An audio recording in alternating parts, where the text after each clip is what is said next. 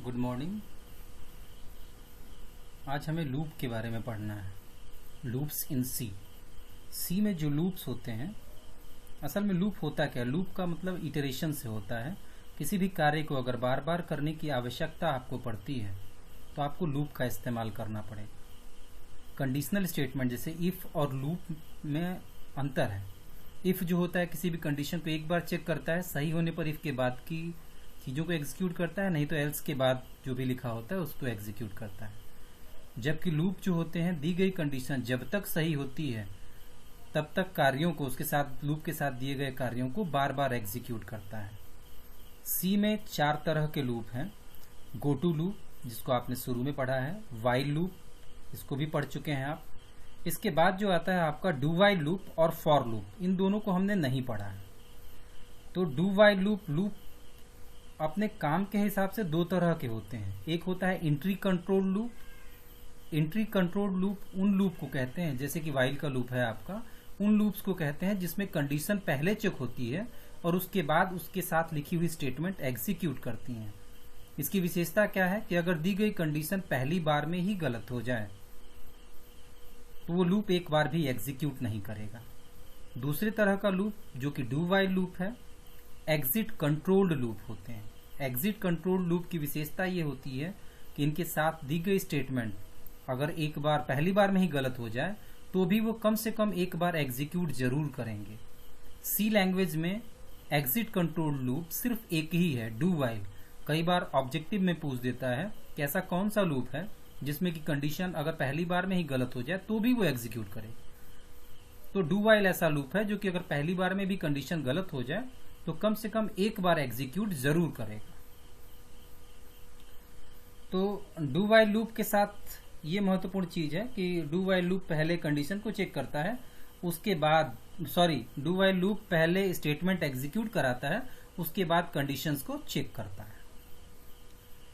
और अगर दी गई कंडीशन पहली बार में गलत हो जाए तो डू वाइल लूप एक बार कम से कम एग्जीक्यूट जरूर होता है। जबकि वाइल लूप के साथ अगर दी गई कंडीशन पहली बार में गलत हो जाए तो वो एक बार भी एग्जीक्यूट नहीं करेगा। डू वाइल में जैसे सी लैंग्वेज को आपने ओपन किया तो टेबल का प्रोग्राम आपने कई बार बनाया। यहां पर डू वाइल का इस्तेमाल करके टेबल का प्रोग्राम बनाया गया। जैसे ऊपर देख रहे हैं आप, has include stdio.h, has include conio.h। तो हेडर फाइल्स के बारे में आप जानते हैं। इसको तब इंक्लूड करने की आवश्यकता पड़ती है जब आप उससे संबंधित किसी फंक्शन का इस्तेमाल आप करना चाहते हैं।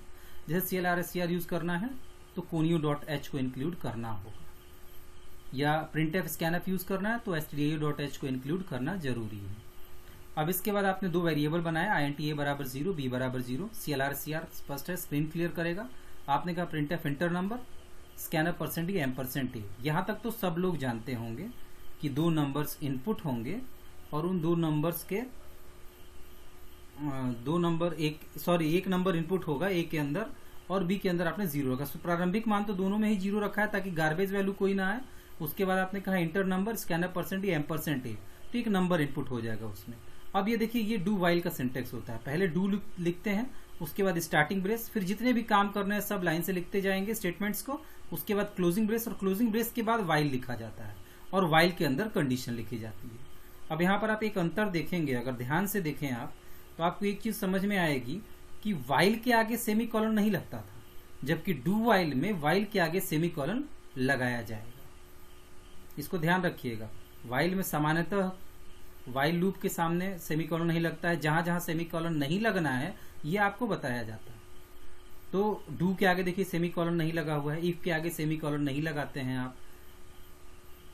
इसी तरह से यहां पर वाइल के आगे सेमीकोलन लगेगा, जबकि सामान्यतः वाइल के आगे सेमीकोलन नहीं लगता है, लेकिन डू वाइल में वाइल के आगे सेमीकोलन लगेगा। यहां आपने लिखा डू b बराबर b + 1, मतलब b के अंदर 0 है, +1 होगा तो 1 होगा। फिर आपने कहा printf %d a × b। a में मान लेते हैं आपने 5 इनपुट किया तो 5 × 1 कितना होगा, 5, वो प्रिंट हो जाएगा। फिर यहां के बाद वो आएगा इस जगह पर, कंडीशन को चेक करेगा। वाइल b > 10, b के अंदर जो वैल्यू है क्या वो 10 से छोटी है, तो 10 से छोटी मिलेगी क्योंकि पहली बार b की वैल्यू 1 होगी। तो कंट्रोल कहां जाएगा, वापस इस डू पर। फिर आप कहेंगे b बराबर b + 1, तो b की वैल्यू 1 है इस समय, +1 करेंगे तो 2 हो जाएगी। आपने कहा printf %d a × b, ए में क्या है 5 जो आपने इनपुट किया था, और बी में है 2, 5 इंटू 2 10। फिर यहां से कंट्रोल नीचे जाएगा, फिर से कंडीशन को चेक करेगा, while B is less than 10, B क्या अभी 10 से छोटा है, तो बी के अंदर जो वैल्यू है अभी 2 है, 10 से छोटी है। फिर वापस जाएगा इस जगह पर, बी बराबर बी प्लस 1, बी की वैल्यू 3 होगी। फिर आप कहेंगे प्रिंट है %d a इंटू बी, तो 5 इंटू 3 प्रिंट होगा। इसी तरह से करते करते एक समय ऐसा आएगा जब आप b बराबर b प्लस 1 करेंगे तो b की वैल्यू 9 हो जाएगी। आपने कहा प्रिंट है %d a इंटू बी, तो a में तो कांस्टेंट है 5 है जो इनपुट किया है आपने, 5 इंटू 9 45 प्रिंट हो जाएगा। फिर कंडीशन चेक करेगा, while b is less than 10, b क्या अभी 10 से छोटा है, तो b के अंदर जो वैल्यू है अभी 10 से छोटी है, तो फिर आप ऊपर जाएंगे, आप कहेंगे b बराबर b प्लस 1, अब b की वैल्यू 9 थी, प्लस 1 करेंगे तो 10 हो जाएगी। फिर आपने कहा प्रिंट है %d a into B, 5 into 10 50 print हो जाएगा। उसके बाद आप इस जगह पर फिर से वापस आएंगे, कंडीशन को चेक करेंगे, while b is less than 10, b के अंदर जो वैल्यू है क्या वो 10 से छोटी है, तो अब वो 10 से छोटी नहीं मिलेगी, तो जब 10 से छोटी नहीं मिलेगी तो कंट्रोल आपका नीचे आ जाएगा, इस जगह पर गेट ch प्रोग्राम खत्म हो जाएगा। ठीक है, तो ये आपका डू वाइल का एग्जाम्पल है। डू वाइल का इस्तेमाल करके ये टेबल प्रिंट कैसे करेंगे आप उसका है। अब इसको रन कराना हो तो अल्ट के साथ F9 की को प्रेस करेंगे, ये कंपाइल हो गया। ध्यान रखेंगे फाइल को रन कराने से पहले सेव कर लेंगे .c से, उसके बाद रन कराएंगे। उसके बाद कंट्रोल के साथ F9 किया आपने, अब आउटपुट आना शुरू हो गया। पहला लाइन थी आपकी इंटर नंबर, तो आपने नंबर इनपुट किया 6, एंटर करेंगे उस नंबर का टेबल आ जाएगा। इस लूप की वजह से जो भी नंबर आप इनपुट करेंगे, b बार बार +1 कर रहा है और हर बार जितनी बार +1 कर रहा है उतनी बार a को b से गुणा करके वो प्रिंट कर दे रहा है आपकी स्क्रीन पर। तो ये डू वाइल का इस्तेमाल करके टेबल प्रिंट करना होगा। अब इसी आधार पर आप एक प्रोग्राम बनाइएगा, write a program to check that inputted number is palindrome और नॉट।